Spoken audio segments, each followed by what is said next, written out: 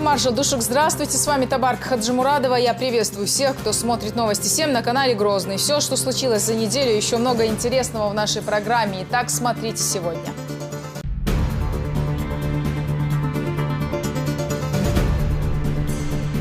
Топливно-энергетический вопрос вновь на повестке и вновь на федеральном уровне. И снова платежная дисциплина. Глава республики призвал компании не перекладывать с больной головы на здоровую, а работать как полагается. Если вы не можете поставить нормальную работу, заберите ваш свет и газ. В тесноте, но не в обидели. Около 40 детей в одном классе. Есть первая, вторая и даже третья смены. Как решить вопрос с загруженностью? Над школьной задачей ломают голову даже федеральные чиновники. Я специально так попросил приехать, чтобы, знаете, своими глазами увидеть. 10 лет служения народу. Сколько всего произошло за это время, как изменился регион и отношение к нему со стороны. И какой ценой пришли к сегодняшнему миру. Достижения Рамзана Кадырова на посту главы Чечни. И снова горы. Что планирует в рамках развития Ножаюртовский район? Всего 30 проектов. Туризм, промышленность, но главная цель – сельское хозяйство. Земледелие, животноводство и сейчас основной источник дохода. Уровень безработицы у нас снижается. И как живут сегодня бывшие афганцы. Со дня вывода войск прошло 28 лет. В Чечне отметили очередную годовщину. Наша съемочная группа в гостях у ветеранов той войны. Правду, если сказать, ребятам приходилось выживать.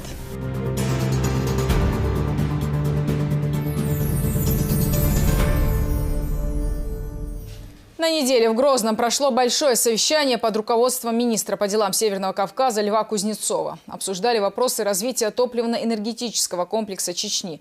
В частности, говорили о поставляемых ресурсах и оплате за них. Касаясь последнего, собравшиеся отметили, что к этому вопросу приходится возвращаться вновь, и здесь как раз-таки вина не потребителей, а поставщиков.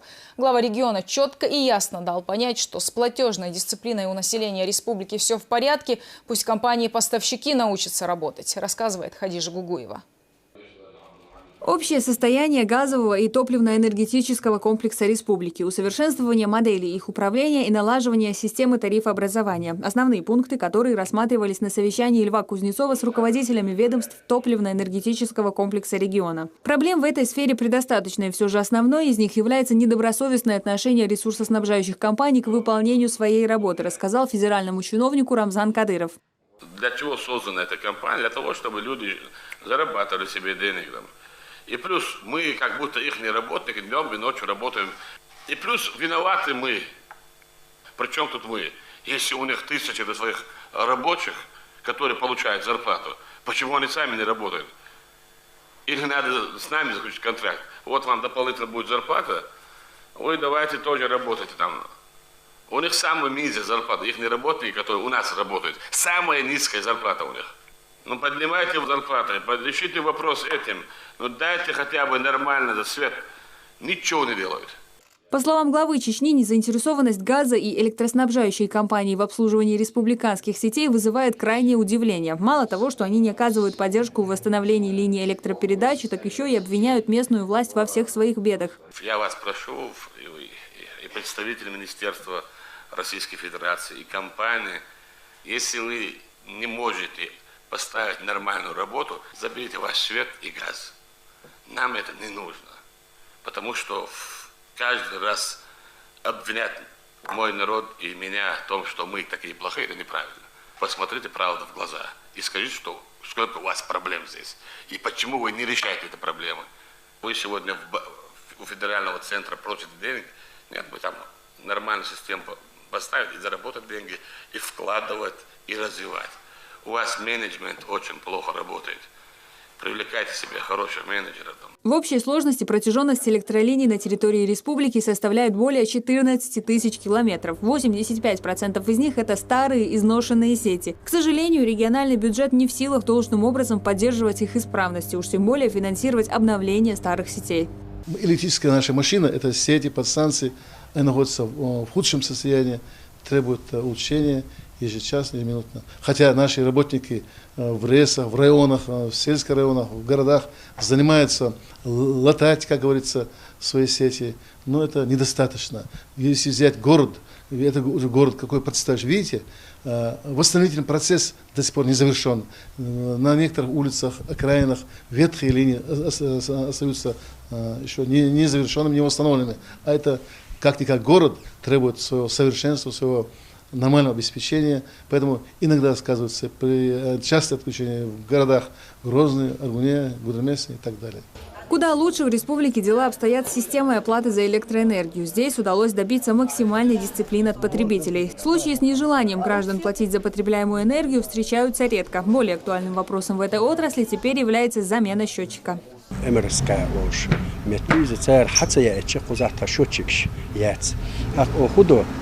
Временно счетчик считаете, счетчик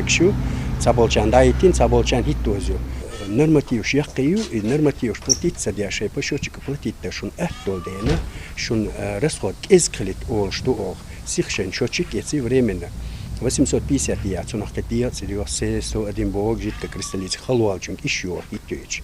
В последнее время количество потребляемой энергии сильно возросло, а электрические подстанции старого типа не могут выдавать ее в необходимой мере. В одном только Урус-Мартановском районе в замене нуждаются 70% линий электропередач. После войны монодук был биновый, но бин был болга, налдук бинаха бабиещун хаш, почти бас незаметно холка, хотя жимма лидер меткшхич. После войны мудр بوغم هما خيتت سخوش خطيبة بولش بوغم تسير تشو دينا سيج حلتو زداتشي ولش حلتينو دوحر حلتينو جيختا مرتا شالجي هرمتكشا ويولشك سيخ سير غوش خوحتن توش كيال شوحتوش ناخشاش توش حلتسر يسنيور كيز реконструкция, кез дол дақи меткши корж. Работа по замене старых электросетей – колоссальный труд, на выполнение которого потребуется немалое количество времени и, конечно же, финансов. Тем не менее, после рассмотрения этого вопроса на федеральном уровне высока вероятность того, что топливно-энергетический комплекс региона претерпит существенные изменения, посредством которых будет решена одна из главных проблем в этой сфере. Хаджират Гугуева, Альберт Салаханов и Магомед Шатаев. Новости 7. Еще одна проблема, которая заинтересовала федерального министра – это перегруженность школ. Почти все учебные заведения в республике работают в 2 смены, а некоторые даже в 3. Есть, конечно, программы, призванные разгрузить их. В разных районах строятся новые школы, но они не решат все проблемы. Здесь нужна помощь федерального центра, считают власти. И судя по демографическому росту, по итогам прошлого года в Чечне вновь отмечена высокая рождаемость. Школьная проблема еще долго будет на повестке. Слово Магомеду Салтымурадову. 3 – самый перегруженный класс 7-й гимназии. В тесноте да не в обиде учатся 40 учеников вместо 25, согласно стандарту Санпин. Поэтому каждая минута урока на вес золота, что порой приходится жертвовать даже переменой. Однако, как бы сильно ни старался педагог, достучаться до каждого ребенка при таких нагрузках физически невозможно. На одном уроке каждому ребенку уделить внимание не получается при таком переполненном классе. Помогает, конечно, группа продленного дня. И приходится, но тем не менее, какие-то детки у меня остаются все равно за бортом. Гимназия номер 7 рассчитана на 540 посадочных мест, но учатся в этих стенах в 2 раза больше детей. Поэтому уже несколько лет подряд учебное заведение работает в 3 смены. Занятия заканчиваются поздним вечером, что зимой для школьников чревато дополнительными неудобствами. Поздно уходим домой, бывает темно, и тем, кто живет далеко, очень трудно добираться домой. Школ, работающих в перегруженном режиме, только в одном Гудермесском районе 11 всего по республике в 3 раза больше. Из-за нехватки посадочных мест больше 4000 детей вынуждены учиться в 3-ю смену. В чем лично убедился министр по делам Северного Кавказа в ходе своего визита в Чеченскую республику. 1-я смена, 2-я смена и вот 3-я смена. А какая нагрузка на учителя получается? Ну, 1,5 ставки. 1,5 ставки, да? Да. Посадочных мест в школе номер 10 критически не хватает даже в условиях 3-сменки. Пришлось даже столовую приспособить под учебный кабинет. В такой ситуации не приходится говорить о качестве образования. Делаем обращение на президента. Я специально так попросил приехать, чтобы, знаете, своими глазами увидеть. У меня самого дети там учились в классе, где по 30, там 35, но вы правы говорите, может быть и 40 человек, да, но условия, 36, да. начальная школа. Когда для этого мы говорим, что вот это актовый зал, да, за ним там гардероб, спортзал и так далее. кабинет химии, где там ни одного опыта невозможно даже показать, о чем как учить. Ладно. Нехватка мест в образовательных учреждениях ощущается практически во всех субъектах страны. Но острее всего вопрос стоит в Чечне, где почти 40% учеников обучаются во вторую и третью смены. Школы работают на пределе своих возможностей, из-за чего новые стандарты, вводимые в образовательную сферу, почти невыполнимы, так как внеурочной работой негде и некогда заниматься. В условиях большой перегруженности педагогу на сегодняшний день достаточно сложно дать те результаты, которые мы ожидаем и которые мы обязаны дать по требованиям, представленным в федеральном государственном образовательном стандарте. В рамках госпрограмм по ликвидации дефицита посадочных мест в образовательных учреждениях страны в регионах ежегодно строятся новые школы, в том числе и в Чечне. 1 сентября в Грозном откроет свои двери лингвистическая школа. Подобных учебных заведений по всей стране всего 4. Это современный комплекс со всеми условиями, который занимает свыше 23 тысяч квадратных метров. Здание настолько большое, что указатели на стенах пришлись весьма кстати. Школа рассчитана на более чем 1200 учеников. Дети будут проходить входное тестирование обязательно, так как школа на изучение языков направлена, то, естественно, у детей должен быть гуманитарный склад ума. Учитывая высокий демографический рост республики и естественный прирост населения, в будущем проблема станет еще более актуальной. И без поддержки федерального центра, как заявил глава Чечни, проблему эту не решить. Не наша сила это решить. Вы сами сегодня проехали, убедились, что действительно это проблемные вопросы. Представьте дальше школу в каком состоянии. Если наше село, в селе было разрушено 160 домов. Если вот села, города, сколько было разрушений. Мы сделали капремонты, ну собрали мы школу, так можно сказать. И то же самое, все предприятия, которые у нас существуют, и все сети, которые у нас есть, вот на волочке. И нам нужно отношение по справедливости. Я думаю, что если мы будем говорить правду, и здесь, и наверху, то мы найдем точку там соприкосновения и решим вопрос. Главная причина нехватки посадочных мест в школах Чечни – это высокий уровень демографического роста. По данным статистического прогноза, в ближайшие 7 лет ожидаемый естественный прирост населения в регионе составит примерно 20 тысяч человек. При самых благоприятных прогнозах вопрос перевода чеченских школьников на односменный режим обучения можно решить лишь к 2020 году. Необходимо построить огромное количество школ и создать, вы только вдумайтесь, примерно 165 тысяч новых ученических мест. Цифры астрономические, особенно учитывая возможности Чеченской Республики. Ясно, что для решения проблемы нужен государственный подход. Магомед Сантмурадов, Руслан Яхяев и Магомед Шатаев. Новости 7. На неделе в Чечне побывал и Сергей Меликов, первый заместитель директора Федеральной службы войск Национальной гвардии, главнокомандующего войсками Нацгвардии. Он прибыл в Грозный вместе с командующим Северокавказским округом войск Нацгвардии Евгением Зубаревым и новым командующим 58-й армией Евгением Никифоровым. Меликов выразил благодарность Рамзану Кадырову за всемерную поддержку формирования территориального отделения военизированной структуры. По его словам, у бойцов в Чечне лучшие условия в СКФО для подготовки и прохождения службы. Мы с командующим прежде всего хотели, на самом деле, поблагодарить. Сегодня поработали мы в территориальном органе Шариф Султан. Посмотрели размещение, посмотрели людей. За то, что вы такое решение приняли по городу Грозному по размещению, по оказанию помощи при комплектовании. За это я хочу и от Виктора Васильевича огромное спасибо сказать, и от себя, и от командующего, потому что на сегодняшний день однозначно я вам говорю, что на, по крайней мере, территории северокавказских субъектов самые комфортные условия у территориального органа по Чеченской Республике. Сергей Ильич, у нас должны быть самые лучшие условия в России. Я хотел бы и вас в том числе проинформировать, что на сегодняшний день Шариф Султанович все задачи поставленные решил, выполнил на первом этапе. Сейчас у него приятно слышать, да, я скажу такую особенность, приятно слышать, что несмотря на укомплектование территориального органа, в том числе национальными кадрами, да, уровень отработки документов штабных очень высок. То есть, с одной стороны, есть люди, которые закончили военные вузы, с другой стороны, есть люди, которые сами в ходе практических действий эти навыки приобретают. И эти навыки сегодня они говорят о том, что они достаточны для управления и руководства. Ваша школа. На самом деле сейчас уже управление сформировалось, и уже имя есть, и авторитет, и Виктор Васильевич, и ваш на Кавказе, России в целом, он тоже помогает. И поэтому сегодня одна из лучших нам управлений. Мы обещаем, что будет и боевая единица, которая может выполнить любой приказ. И вы знаете, не понаслышке наших ребят, вы вместе участвовали, спецоперации проводили, и поэтому люди проверенные на все 100%. Ну, главное, сегодня нужны люди, которые прошли практику.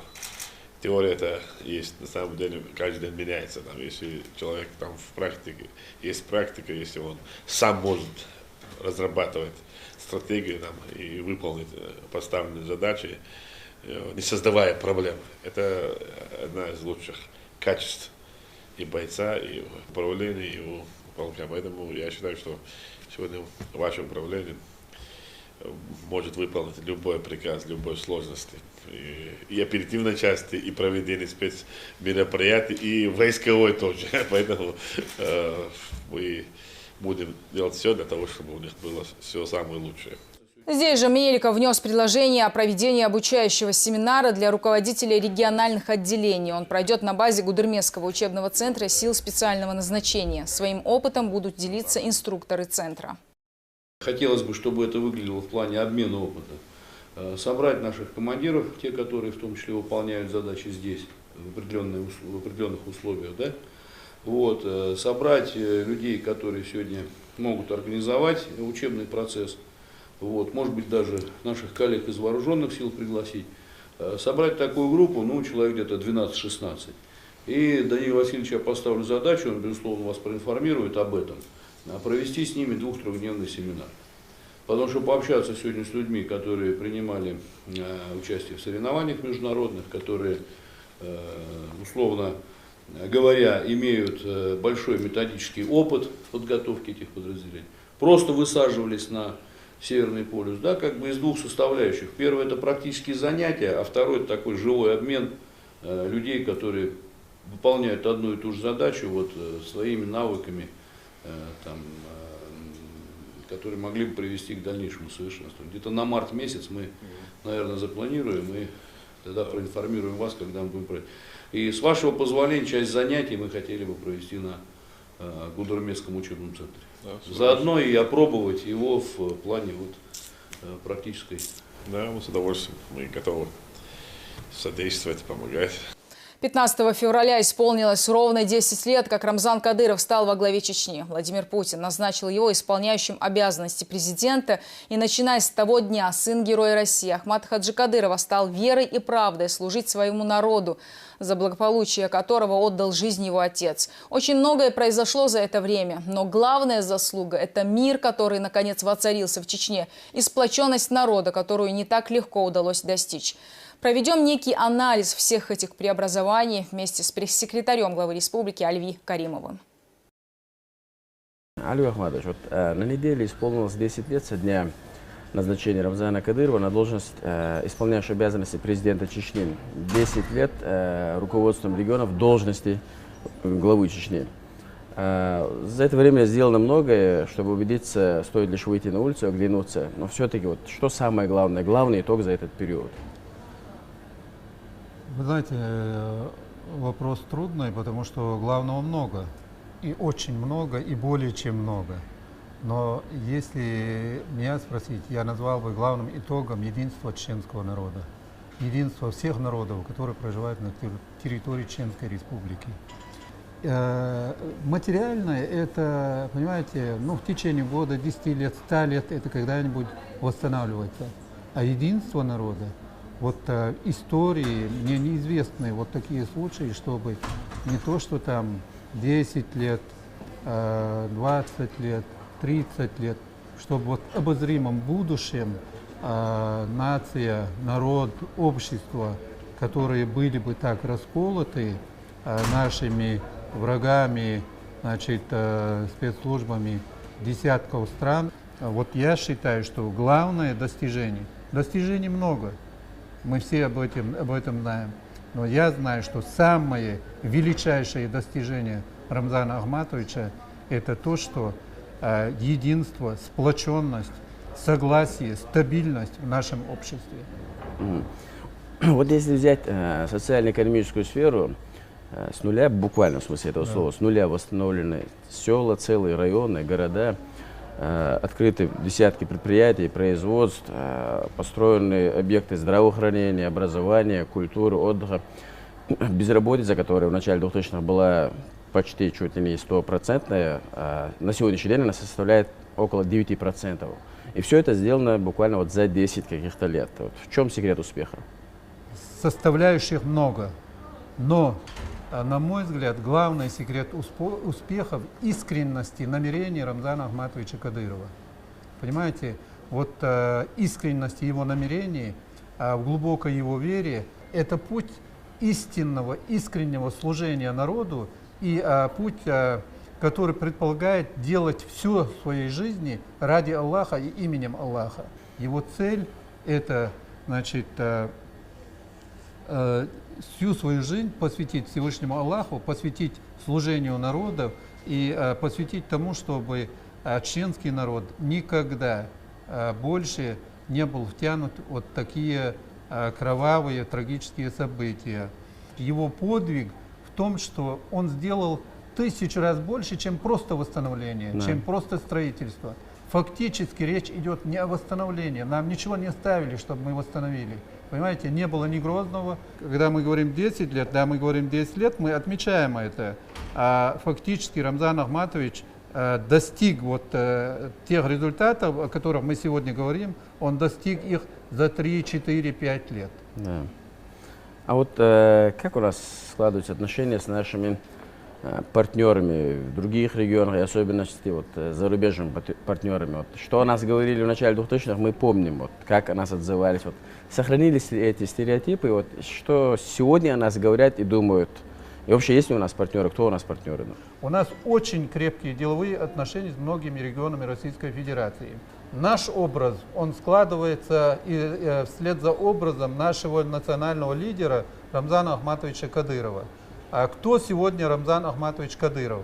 Его Россия знает, и все россияне знают, как настоящего патриота Российской Федерации, как человека, который, значит, делает все для того, чтобы на южных рубежах Российской Федерации были мир, стабильность, спокойствие, порядок. И, естественно, и образ сегодня чеченца, я имею в виду, значит, в России это как человека, значит, гражданина, патриота, значит, человека, значит, который, значит, является достойным гражданином своего отечества Российской Федерации. Алио Ахматович, вот интересный факт и даже тенденции, вот, все те или иные начинания главы Чечни направлены на радикальное решение актуальных проблем.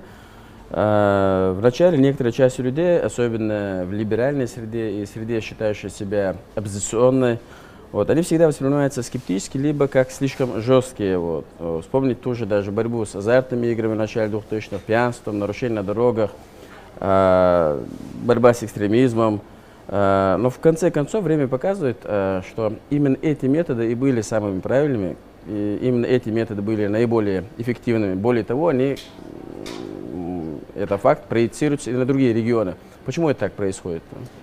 Рамзан Ахматович начинал это, значит, происходила апробация, так скажем, в Чеченской Республике год-два, и видели, что даже регионы, не говоря о федеральных властях, регионы видели, что да, вот это себя оправдало, значит, имеет право на жизнь, и регионы начинали принимать вот такие решения. Чеченская Республика, благодаря Рамзану Ахматовичу, это является территорией, из которой в остальную часть Российской Федерации, значит, постоянно поступают сигналы, какие-то импульсы к добрым делам, к делам, которые способствуют сплочению общества в России, его оздоровлению.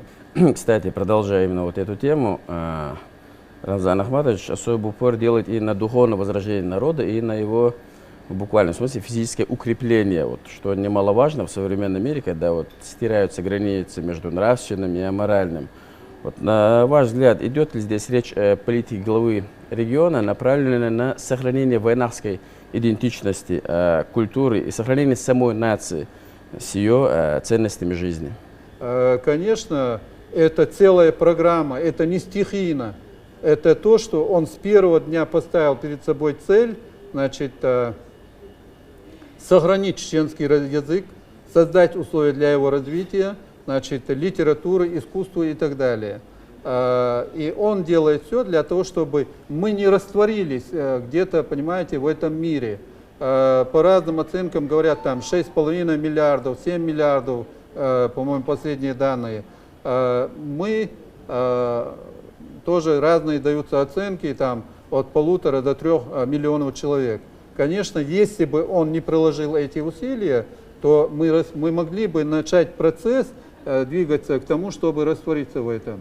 А сегодня, благодаря тому, что он сам говорит, понимаете, прекрасно на чеченском языке, он интересуется состоянием дел в этом вопросе, и наши соотечественники, которые оказались и в Западной Европе, и в регионах Российской Федерации, они делают все для того, чтобы и их дети учили язык, понимаете, и у них где-то в душе, понимаете, вот эта струна, она задета.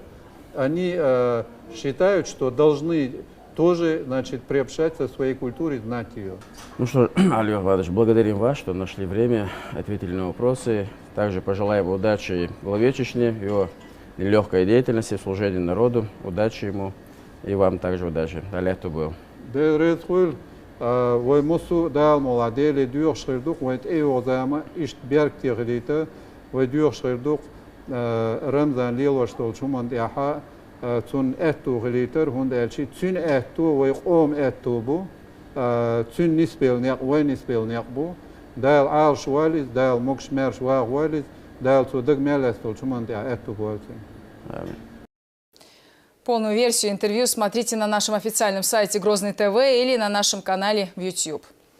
Рамзан Кадыров проинспектировал строительство многофункционального спортивного комплекса и молодежная военно-патриотическая база в селении Биной. Напомню, церемония закладки капсулы прошла в апреле этого года. Сейчас же активными темпами идут строительные работы. Сам комплекс будет разбит на несколько корпусов. Также здесь расположится и футбольное поле. Объект станет еще одним достижением региона в развитии спорта и пропаганды здорового образа жизни. Весомый вклад он внесет и в развитие высокогорья, тем самым становясь еще одним шагом на пути к процветанию горных районов республики.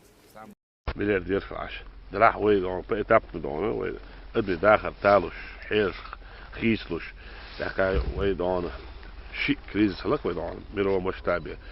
частности, России, ويدون تكران دون بابج сетят, строек сетят, вейсен показатель образования, здравоохранения, спорт, любой дон чистый, экологически чистый, мылху ахаякши, вей лидиш вадух дон параси дон. Строительство жилья дон, мылху дон ахаякши, вей регион лидер, шуф, пятерки ваду, тройки ваду, десятки ваду, мощумет ахаякши. Самый дон обеспеченный дон, вам гена больше, регион, промышленный развитый, цель на уровне, ну кое-то сон. Daardoor best wel eerder moet doen. Dat is Europa waar gewoon dan na gedaan. Nach alsjeblieft, nach dat dan. Zeggen hoe uur zijn ja ga je takjes moet doen. Schena ons adda met een boot daarbij moet. Nog heel oester dan. Dat zijn we moet jong moet daarbij dan. Na het jaar te doen zijn. Die ook aan dan hoe ze dat goed dat. Чечня и Сирия укрепляют религиозные связи. По приглашению муфтия в республику прибыла делегация из Дамаска. Среди высоких гостей председатель Союза исламских ученых Сирии Мухаммад Тавхик Аль-Бути и ректор Государственного университета Дамаска Мухаммад Хасан Аль-Курди. Гостей встретил муфтий Салах Межиев и советник главы республики Адам Шахидов. Чеченская сторона поблагодарила делегацию за визит, целью которой является развитие дальнейших религиозных отношений.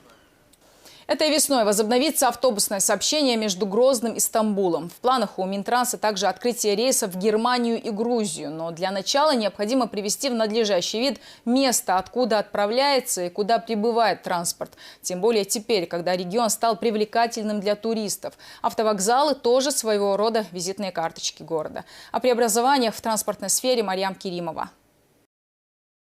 Аргун шали авторы автобусы посадка.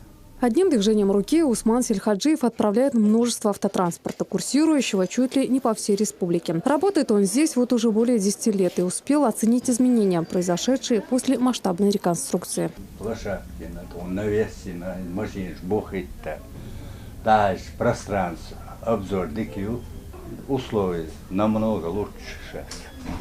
Автостанция «Южная» насчитывает многолетнюю историю. Она функционирует еще с 1969 года. В 2000-м ее перенесли на территорию Старого рынка, а в 2004-м вновь вернули на место. Однако тогда, как рассказывает Мавлад Вашаев, вряд ли можно было похвастаться хорошими условиями. Не то, что сейчас. Специальные навесы для автотранспорта, помещения для ремонта и комфортные залы ожидания. Комната матери, ребенка, диспетчер, кассы, блок питания. Все условия, тепло, большой зал, теплый пол, все условия для пассажиров. Сделали как современно, и забор, и территорию, асфальт положили, все, коммуникации, все сделали здесь. Основной у нас горные районы, Веденский, Шатойский, Шалинский, Нажеюртовский. Не меньше жители республики рады появлению рядом с территорией торгового центра «Минутка». Здесь пассажиры могут сделать необходимые покупки и сразу направиться к нужному транспорту. Очень удобно бывает тому, кто едет в село. Не нужно ехать на Беркут раз и в торговый центр зашел, купил необходимые продукты и вернулся обратно на свою маршрутку и сел домой. Домой поехал. Если автостанция «Южная» осуществляет перевозку пассажиров внутри Чеченской Республики плюс Дагестан, то в регионы России следует общественный транспорт с автостанцией «Западная». По словам диспетчера, пока мертвый сезон. Пассажиров немного, но с потеплением, признается она, ей будет не до интервью с журналистами. А сейчас холодно, людей мало. Потока меньше народу. Летом больше народу, приезжих много. Курорты, Сантоля, летом больше они отдыхающих больше. Но хорошо все-таки, что вокзал катаешь, добрались, потому что много, которые приезжающих, всегда обращаем внимание на этот автовокзал. Ваш город так хорошо сделали, на город приятно смотреть. А почему автовокзал?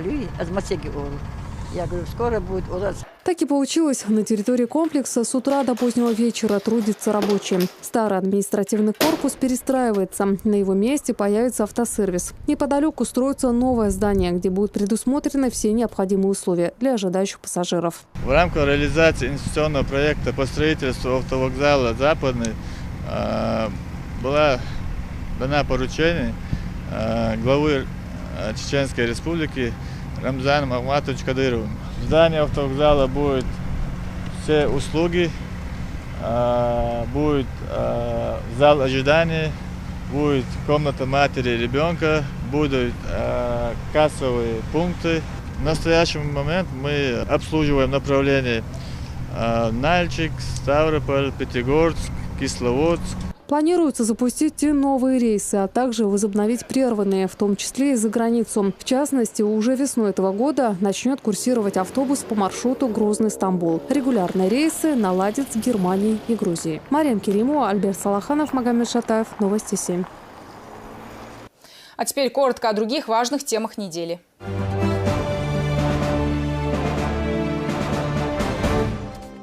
Глава республики проинспектировал современный лечебно-диагностический центр, который строится в Грозном. По словам министра здравоохранения, в клинике будут созданы все условия для полноценной диагностики. Также откроются отделения эндоскопии, пластической хирургии, педиатрии, неврологии и ревматологии. На базе центра будет функционировать крупный лабораторный комплекс, соответствующий всем европейским стандартам качества. А современные информационные технологии позволят не только хранить персональные медицинские данные на центральном сервере клиники, но и помогут пациентам получать доступ к ним с любой точки мира. Работать здесь будут ведущие специалисты Москвы, Санкт-Петербурга, привлекут и опытных зарубежных докторов.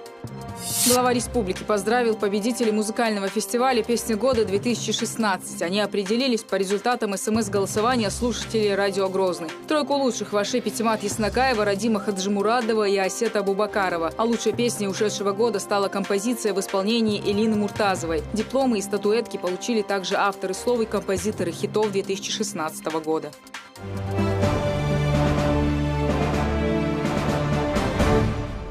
И смотрите далее в нашей программе.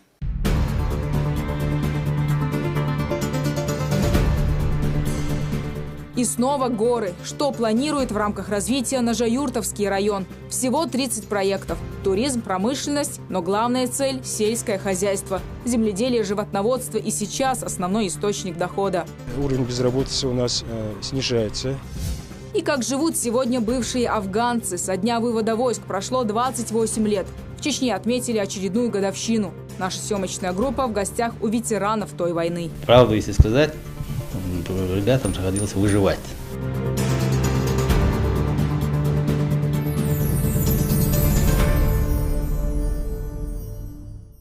Развитие высокогорья продолжается. На этот раз мы решили узнать, чем живет и каковы планы у Ножаюртовского муниципалитета. Местные власти разработали 30 программ, после реализации которых район должен задышать, как говорится, полной грудью. Главная роль в проектах отводится сельскому хозяйству. Животноводство, земледелие и сегодня является основным источником дохода сельчан. Но в планах развития и других направлений. Об этом подробнее Магомед Салтамурадов. Почти 40% территории Ножаюртовского района относится к горной части, которая, как известно, является хорошей площадкой для развития сельскохозяйственной сферы. Поэтому, когда в республике всерьез заговорили о необходимости развития высокогорья, местные власти долго не думали. Предложили правительству возродить агропромышленный комплекс, тем более, что раньше этой отраслью и славился муниципалитет. Администрация нашего района направила в адрес Минэкономразвития перечень коммерческих проектов, которые мы планируем реализовать в рамках вот этой программы. Значит, это 22 коммерческих проекта. В основном это проекты, они направлены на развитие в районе животноводства, садоводства, овощеводства, пчеловодства. Шамхан – один из успешных фермеров Ножаюртовского района. Начинал с пары десятков голов крупнорогатого скота и коней. Сейчас держит в личном подворье стадо коров, табун лошадей, несколько сот овец. Работа нелегкая, но благодарная. В доме всегда свежее мясо и молочные продукты. Ну и на реализацию, естественно, хватает.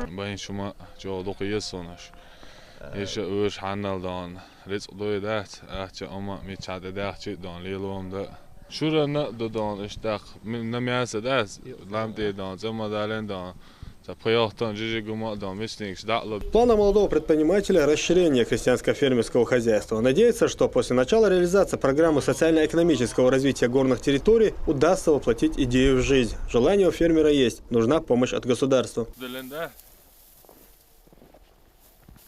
Ферма Шамхана небольшая, но обеспечивает работой несколько человек. Супян Садыков ухаживает за лошадьми. Не пыльной работу вряд ли назовешь, но мужчина доволен.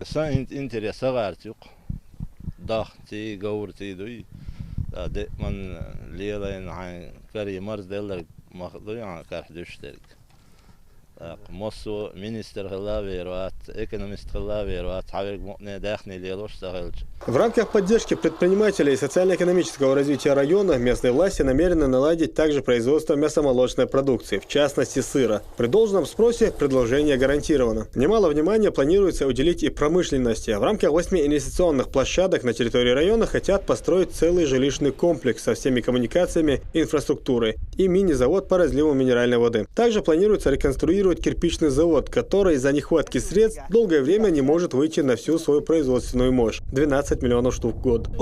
Мощность 42 метра на 9 столярный цех. Где-то минимальный, где-то до 110, до 120 тысяч человек в Бешкару. Чисто индиошо линии 55-62 человек. Проекты действительно стоящие, поэтому, как надеются власти, обязательно появятся инвесторы, готовые вложиться. Это значительно сократит уровень безработицы, который сейчас составляет чуть больше 7%, и даст мощный толчок развитию экономики муниципалитета. При реализации вот всех этих проектов на территории района будет создано, по нашим оценкам, примерно более 800 рабочих мест. Общий объем средств, необходимый для реализации всех планируемых проектов, варьируется в районе 1,5 миллиарда рублей. Причем львиная доля средств приходится на инвестиции. Большие надежды власти связывают с индивидуальными предпринимателями. В районе их насчитывается больше 500. Полгода назад Амина Насуханова открыла ателье в центре Ножаюрта. Параллельно ведет курсы по кройке и шитья.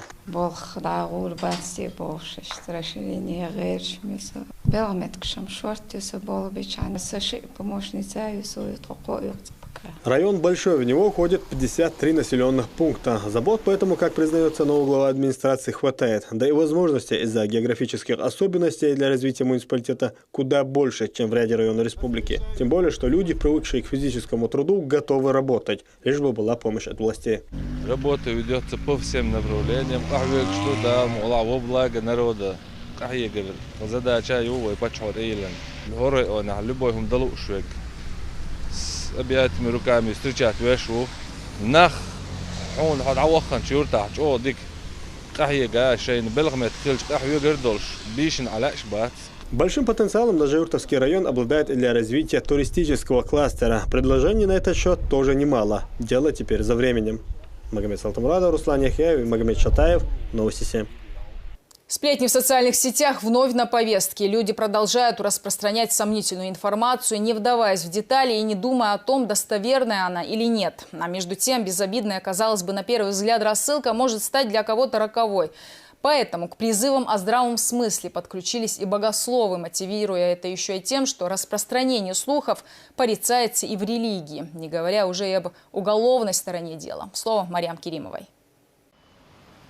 А любители обороздить по социальным сетям, обмениваясь при этом всякого рода сомнительной информацией, в последнее время говорят часто. Наносимый вред, не говоря уже о греховности деяния, очевиден. Многие все услышанное или увиденное, не подвергая особым сомнениям, торопятся выложить в социальные сети. Будь то бытовая ссора, которая каким-то образом становится достоянием общественности, или нецензурные высказывания в адрес друг друга. Недовольство общественности и богословов вызывают и всевозможные видеоролики религиозного характера, когда очень часто те, кто их распространяет, в силу отсутствия знаний не могут гарантировать правдивость информации. SMS حقيقنا SMS تعدوش دقة يخوش واتي قران ديش خوش واتي قران معن خوش واتي فامر دير سنوزن حديث تدويسنا تقيا أولياء قميال تدويسنا عالم نيخ صار تلم من دش الله إذا قميال تدويسن تأقت سن حكم موضوع ولا تقف وتع موازع ما ليس لك به علم حين علم دوش دول شو من تع موازع بو تع مواز بوجا حين خز دول شنجا أيخ إمدي لعبو ما عنده سن أيخ مدر الحكم مدي الحكم أمر دين خلشي خي شنج دي الإدعاء عيته هتويتي يشياس يميجر دول شو ما دات إذا. Выявлено и множество случаев, когда люди обращаются с просьбой оказать им медицинскую помощь, при этом адресуя сообщение главе республики. На месте же выясняется, необходимые меры были приняты, а случай был использован как повод улучшить материальное положение. Основная цель – это улучшение жилищных условий или получение каких-то материальных средств. Реагируя на такие, скажем, ложные обращения не по теме, мы иногда упускаем из виду тех пациентов, которые на самом деле нуждаются в медицинской помощи. У нас был такой случай, когда мы потеряли время на расследование 2 обращений, абсолютно необоснованных обращений. Потеряв времени, мы чуть опоздали с ребенком, который лежал в инфекционной больнице в тяжелом состоянии. Большое количество недостоверной информации крутилось и вокруг прививок. Недомогание ребенка, тогда ставшее поводом многочисленных сплетен, как выяснили позже, было следствием кишечной инфекции. Объяснили просто. Кому-то послышалось, кто-то не понял, а в ком-то зародили сомнения. по группам WhatsApp, Асанги отсунтёгол вообще привыкан дёл алхумадас вообще. Что шла тащить кишечную инфекцию События десятилетней давности также стараются подать как свежую новость. Вводя в заблуждение людей, пытаются таким образом посеять смуту или, как говорят психологи, просто заявить о себе. Попытка дестабилизировать обстановку. Это внести какую-то нервозность в общество. И таким образом вызвать недовольство у жителей, у общества, да, у граждан вот существующими государственными органами. Люди, которые не уверены в себе, не самодостаточны, и вот таким образом они хотят самоутвердиться. Выдуманные новости о похищенных детях, появившихся вирусах и эпидемиях не только портят имидж республики, но и наносят материальный ущерб отдельным отраслям. Не так давно в социальных сетях активно муссировалась информация о продаже мяса животных, зараженных сибирской язвой. Как и всегда, пришлось объяснять, что люди ведут беспочвенные разговоры. Человек, если он хочет себя обезопасить от от тех или иных болезней, которые передаются от животных человеку или от птицы человеку, то он должен покупать все мясную или молочную продукцию в специализированных местах. За распространение недостоверной информации отныне придется отвечать по всей строгости закона. В Конституции Российской Федерации предусмотрена административная и уголовная ответственность по статье «Клевета и ложное обвинение». Как говорят специалисты, дела по этой статье рассматриваются часто. Для этого потерпевшему достаточно подать иск в правоохранительные органы. Гражданам по данным нормам, которые распространяют религиозную недостоверную информацию, либо осуществляют эту информацию, не имея на то правовых оснований, то есть лицензии и так далее, они наказываются штрафом от 5 до 10 тысяч рублей. И за клевету имеют право обратиться в суд с требованиями возместить моральный ущерб, причиненные убытки. Тысячи людей, не понимая сути происходящего, делают рассылки, вовлекая в эту паутину лжи все больше людей. И единственный способ это остановить – не доверять каждому сообщению и проверять его достоверность, уверены эксперты. Мариам Керимова, Магомед Сулейманов, Магомед Шатаев, Новости 7.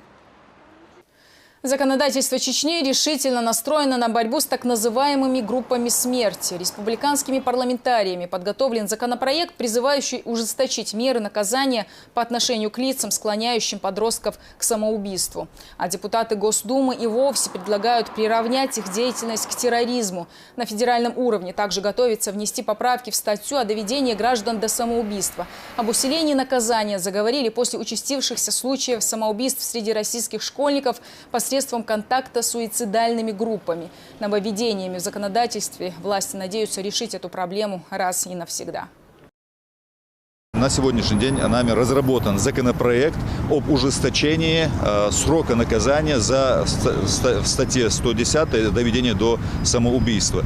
Там был срок от 3 до 5 лет, и мы в связи с вновь появившимися обстоятельствами, в связи с тем, что это обрело массовый характер, мы предлагаем ужесточить меру наказания до 15 до 20 лет. Законопроект нами подготовлен. На данный момент он отправлен для обсуждения в Верховный суд, чтобы их мнение узнать в Чеченской Республике, в прокуратуру, в Следственный комитет.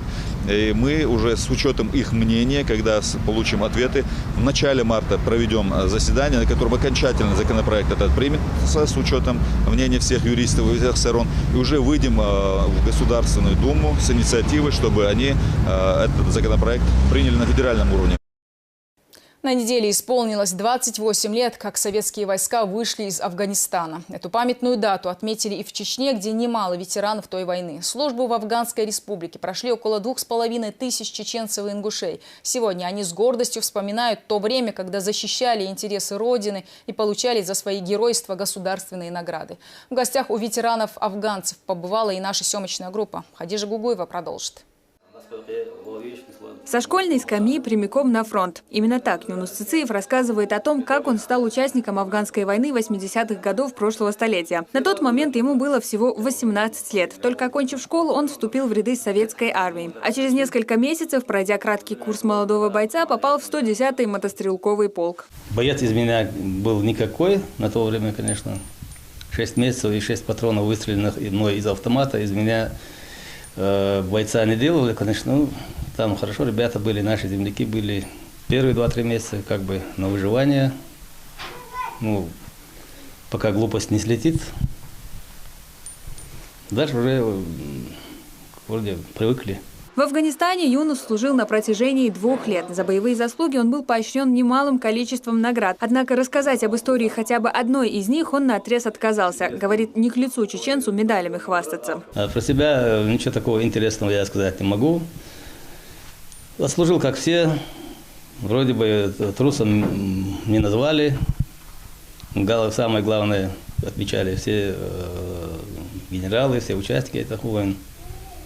За все эти годы, почти за 10 лет войны, из где-то 1500 наших земляков, которые там воевали. Нет ни одного пленного, ни одного дезертира и пропавшего без вести.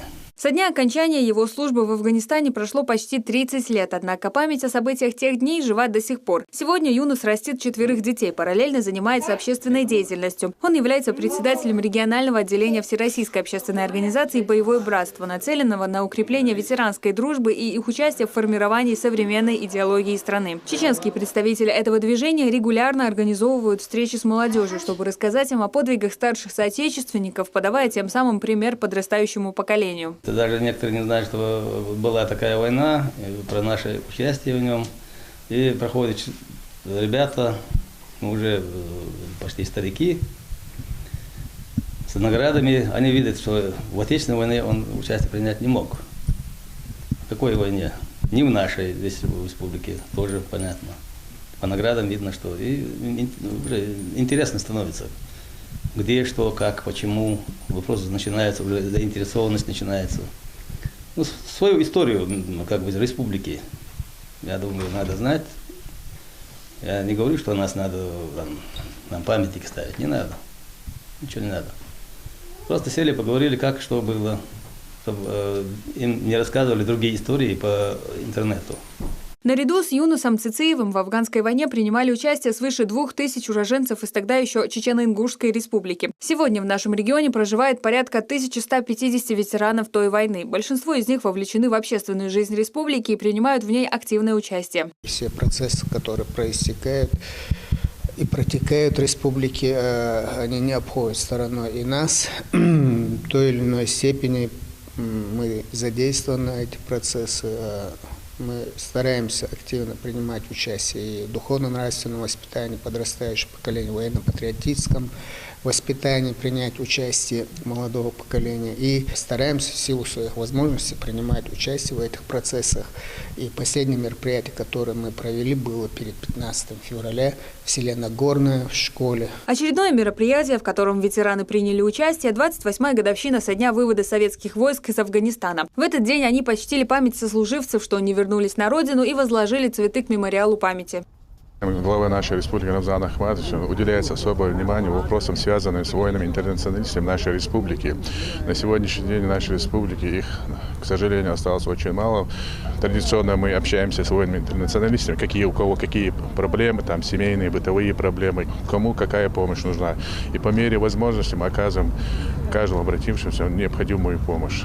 Торжественная часть мероприятия продолжилась в кондитерской «Париж», где для ветеранов подготовили концертную программу. А главным событием вечера стало известие о том, что в скором времени в Чечне возведут памятник ветеранам афганской войны. Хазижат Гугуева, Альберт Салаханов и Магомед Шатаев. Новости 7. Меньше чем через неделю состоится международный турнир по смешанным единоборствам WFCA 34 «Грозная битва» в Москве. Это первый выездной турнир в истории лиги.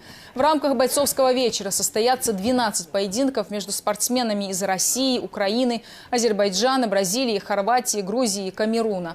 Главный бой вечера запланирован между хорватом Мацеем Батиничем и россиянином Максимом Гришиным, который представляет бойцовский клуб «Ахмат». Турнир состоится в субботу, 25 февраля, в спортивном зале «Динамо» Крылатском.